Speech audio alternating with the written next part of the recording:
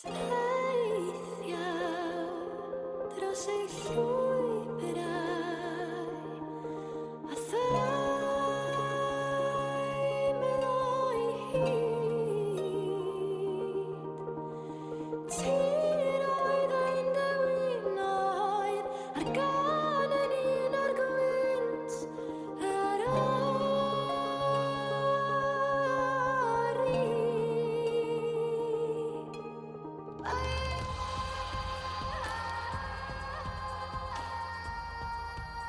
Hello everyone and welcome to the Eryri Podcast. I'm Davina Williams, Sustainable Tourism Officer, and I'm here today with Davina Carey-Evans, CEO of the organisation PIWS, and the theme of today's podcast will be accessibility. Hi Davina, how are you doing today? I'm good, Dana. Thank you very much for inviting me to come along today. Welcome, it's a pleasure to have you with us. Admittedly, I hadn't heard of PIWS until quite recent when I met you, actually. And I think it's fair to assume many of our listeners might not have heard of PIWS as well. So I think a good place to start would be if you could just explain what is PIWS, how has it got to where it is today, just a bit of a background, really. Okay, well, back in 2018, I set up PIWS, which is the Welsh word for purple, which represents the purple pound, which is the spending power of people with disabilities. And I set up a pilot on Anglesey because I've got lived experience. So I have children with complex needs and a husband with complex needs. And when you live in a tourism location, and Anglesey is a really good example, I live on Anglesey, is that we have a population of 70,000.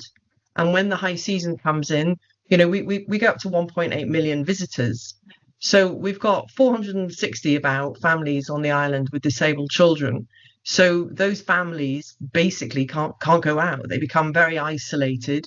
And so what we did with PIWS is we spent 5 years just running a pilot on Anglesey to find out if society had changed.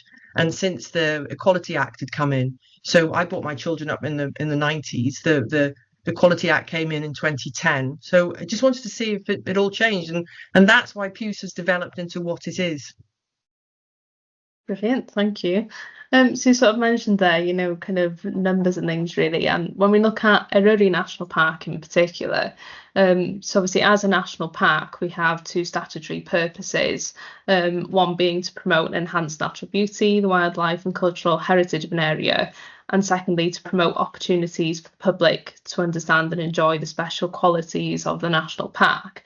And I think that second point is really important. This is where it ties in with yourself, is I think, you know, for all of us who work in this industry, whether that's, you know, local authority and the businesses and just as society in general, I think it's up to us to make things accessible for everyone of all abilities to enjoy these special qualities.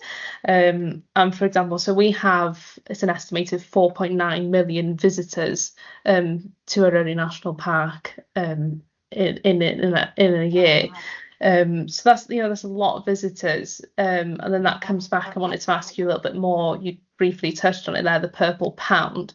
And last time we spoke, you mentioned some really interesting figures around the purple pound. Could you just explain a little bit more about that to our listeners? You know, what exactly is the purple pound and, you know, the power of it, really?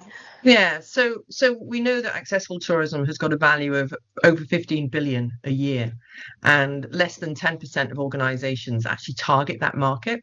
So there's a need to understand that market. And, you know, we all know the international symbol for disability, which is somebody, the mobility, somebody, a wheelchair symbol represents disability. But when that symbol was created, another 30 symbols were also created representing all the other disabilities. And only 9% of disabled people are actually wheelchair users. So it's about breaking down accessibility and understanding that if we have it baked into society, it's not, disability is always this add-on, and it shouldn't be. It should be included in absolutely everything we do. when we take into account that in Wales, 23% of our population is disabled. So, that's 1 in 4 people. And yet only, out of that, I think it's 90% of those have got hidden disabilities. So every day we're all dealing with people with an access challenge.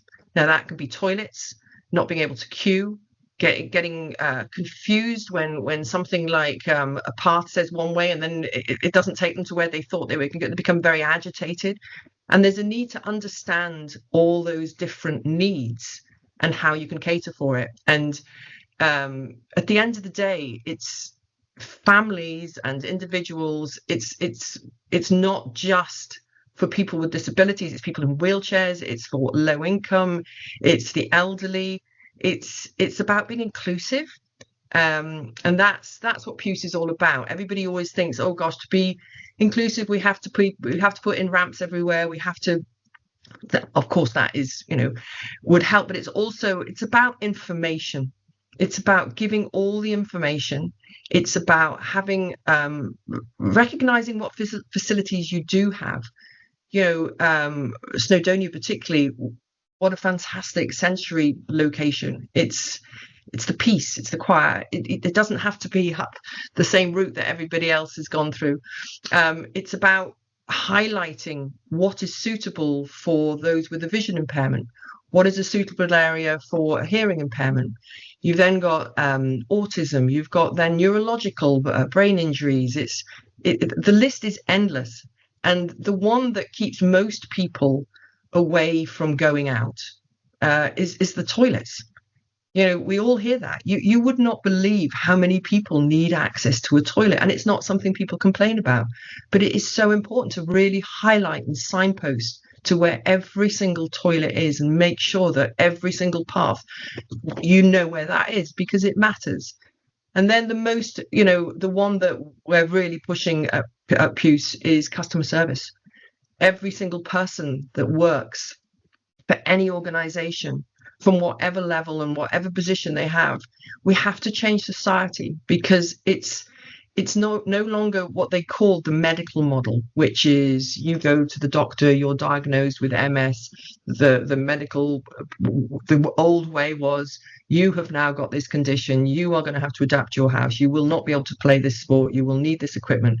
That's not society anymore. We now have the social model, which means that everybody has equal right to go out, and it's actually society that is stopping you from doing these things. So that's what PIWS is all about. It's about raising the simple things that everybody can do to be more welcoming for everybody. A croeso means for everybody. Yeah, it's interesting. There's something you touched on with, society needs to change.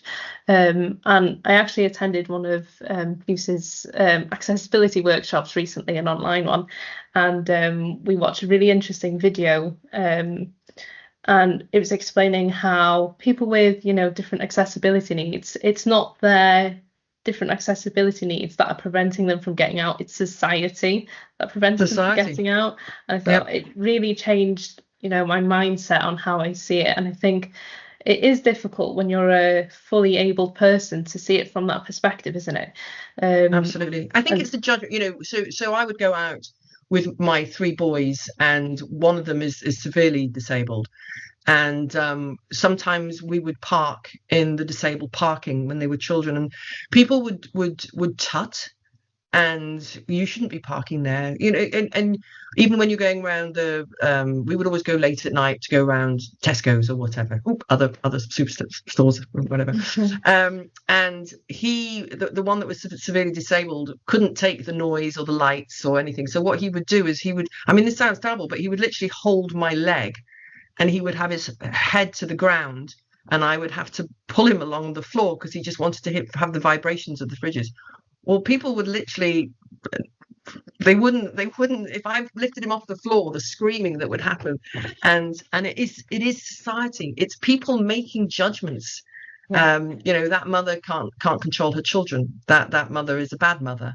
And so what happens is, now that I'm working with all these mothers who still feel exactly the same, they're constantly being judged. they stay at home. And then it doesn't just affect the child, the parents, it's also the siblings, the whole family.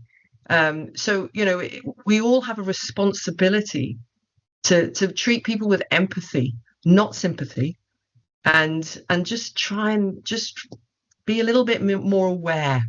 Yeah. And I suppose we're all somewhere along that journey of, understanding and being more aware. And when we look at the tourism industry, so we have so many businesses within the tourism industry, from, accommodation to activity service providers. And I'd imagine, everybody has different levels of their understanding of accessibility and such on.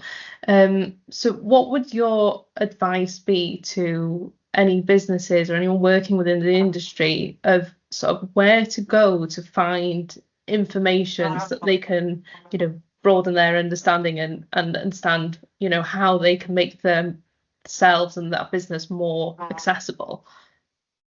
Yeah, well, we run free workshops every month, and anybody's welcome. I would say the three points to anybody listening to this pod now is that it's your information. Anybody that claims they are fully accessible, nobody will ever be fully accessible. It's impossible. So your information is crucial. And when I say information, there are some people that if they walk on black floors, they think they're walking on a hole. There are some people that if they walk on shiny floors, they think they're going to slip and they think it's water. So it's a sort of information that it's not relevant to you, but actually to every, to somebody, it matters. How far is the car park? What sort of ground is that car park? So information is really important. And, if you say you're fully accessible and you've got an accessible toilet and somebody turns up at your premises and they have an accident and they are humiliated in front of their family because you told them that they could use the toilet, whose fault is that? That business is in the wrong. You've got to say what you have got so that everybody understands. The other one is facilities. People don't realize what they're already sitting on. It can be that sensory walk, that quiet space in the corner that nobody goes to. Promote it. Show that you're really thinking out the box, and actually the best time to visit your location is January, February, because it's so quiet, it's so peaceful. It's the perfect time to visit. It's explain. And then the other one is customer service. Go on these free courses. Learn. There are things, and don't try and, you've got to understand this whole market is a huge market, but it doesn't trust what it's being told. And it's very much a word of mouth. I can't tell you how many times businesses have said to me, oh, we started this and nobody turned up. And then they gave up. It doesn't work like that. It's not just for that audience. You're actually improving customer services. You're showing your customers that you care, and you need to promote that you're on this journey of accessibility for everybody. Yeah, I agree with all those points there. And for someone with those accessibility needs, what can it, and you said yourself you have this lived experience, what can it really mean to a person or to a family to be able to visit these areas and have their needs met? Like anybody else, you just want to go out. You want people to understand. We have this program where we're working with young access ambassadors, and they're aged between 16 and 25, and we they're paid a wage to go, and they're encouraged to go out and do what they want to do, their choice, and with an attitude of licking rather than biting, to support the locations they're going to see what access challenges they had at these locations, so that they're serving a purpose, so they have the confidence to report back to others with similar challenges. And I think the more that we grow the access ambassadors, that's really what we're trying to do now. We're trying to encourage more and more access ambassadors to go out with confidence, because it is their right to go out with confidence. And the other thing is, we're then letting those organizations know this isn't criticism, this is to support you to make the right choices and not spend money on what your customers don't want. Listen to the customers with lived experience. Yeah, and I think this is a fantastic thing that you do with these ambassadors.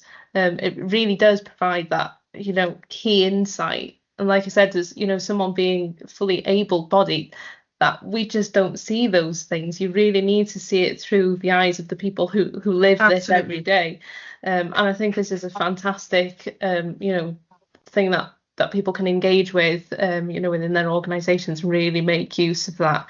And all this information as well is on the PIWS website, isn't it? How organisations, businesses can reach out to and we're very approachable. We're very approachable. We're very much working in partnership with quite a few organisations now. We work with the Access Card, which is all about accessibility. We work with, the list is growing now at quite a pace, which is great. So more and more people are getting on board. And the ridiculous thing is, I've lived this for a number of years now, and all the pilot and all the training we've done, every single session we sit in, I learn something new.